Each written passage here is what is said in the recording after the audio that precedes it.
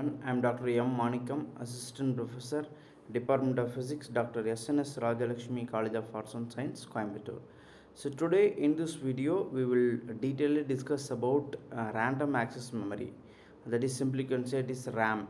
So it is the heart of the computer speed. So by using the RAM only, the computer is working with the high speed.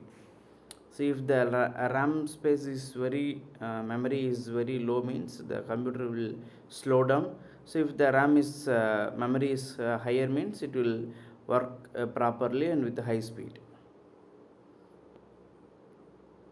So what is RAM means? It is the short-term memory, computer's short-term memory. Then key characteristics are temporary. It is used to store the temporary storage for actively used data. Then it enables instant access, unlike hard drives. So we are using RAM memory, that is which is one of the semiconductor memories, which is used in the hard drives. It's not in the hard drives, which is used to separate memory for computer speed. So it's work like your desktop surface bigger, means it is more multitasking. So by using this RAM, we can do the multitasking in this computer. This is the advantage for increasing RAM memory size. So it is essential for smooth performance. So this is the RAM, random access memory. So it is stands for random access memory, serving as computer's workspace where all active programs and data reside for quick CPU access. So this is the main advantage and uses of RAM, random access memory. Then how it is this RAM, random access memory, is working in the computer? This is the first level for the data. So first one is data storage. It is information stored in tiny cells made of transistors and capacitors, each holding binary bits, that is zeros and ones. So the data are stored in the RAM, that is in zeros and binary bits, that is zeros and ones, on or off conditions working. So this is the data storage mechanism for using RAM memories. Then direct access. How we can access the RAM memories means CPU, central processing unit, access any memory cell instantly by its unique address or enabling the rabbit data retrievals. So we can store the data as well as we can retrieve the data by using the CPU accesses. Then third one is volatile nature. It is all data disappears when power is off, requiring constant electricity for to maintain the information. This is the random access memory only. It's not a read-only memory. So it will once the switch off device is switch off means, so it will erase all the data. Then types of RAM, random access memories. There are it is mainly two categories of types is there. That is dynamic RAM and static RAM. So dynamic RAM means DRAM. We can simply can call it as DRAM. So most common type in computers. It is we are using regularly. We are using most of the computers. We are using this type of random access memory, that is DRAM. So it uses by using the capacitors for storage. Then it requires constant refreshing. Then cost effective solution. This is the cost effective one. Then it powers the DDR4 and DDR5 models, which is very advanced one. So next one is static RAM, that is the SRAM. We can simply say it is premium high speed memories. So it is a premium one, high speed memory. So it uses the multiple transistors per cell. So to store the data, it is used to store the data. It is which are using the transistors as a primary storage mechanism. Then it is no refreshing is needed. So it is advanced one when compared to dynamic one.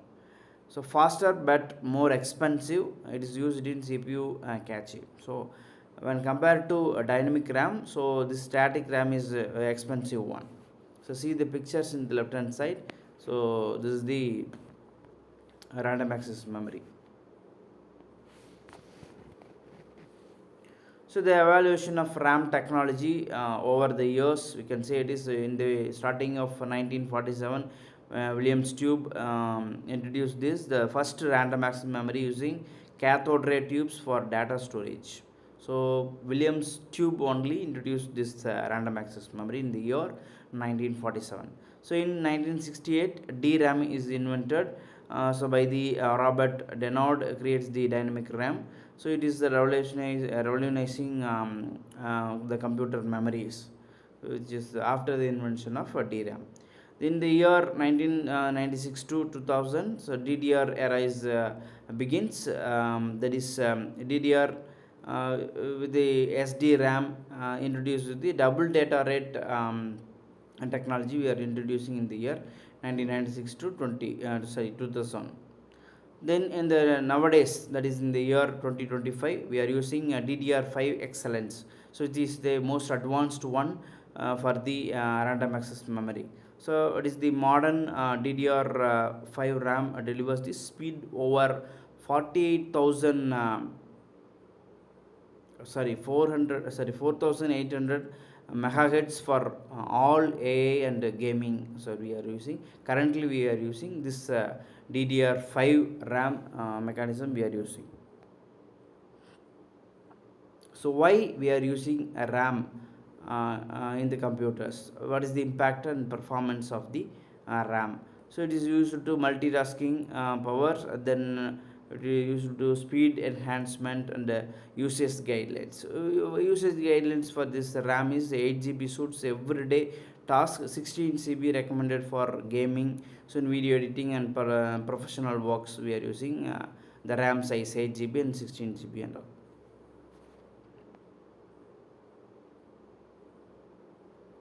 So in a real world scenario, we are using everyday computing, then professional workloads, we are using this RAM memories for multitasking and different kind of purposes. For everyday daily routine usage as well as professional workload usage, we are using these RAMs. Then RAM compatibility and installations, how we can use the RAM for suitable RAM memory for the particular system or computers, means we have to check the compatibility. And for example, if the device is supporting only for 4 GB RAM, means we have to supply the give the 4 GB RAM data card or supply board. So we have to introduce the 4 GB RAM only. So if it is advanced computer, means we can use up to more than 16 GB RAMs we are using nowadays. So future of RAM technology, it is a non-volatile RAM, then energy innovation and AI integration. This is all the integration of future technology of RAM technologies. So thank you. Thank you for watching this video. So in our next video, we'll continue this semiconductor memories topics. So thank you.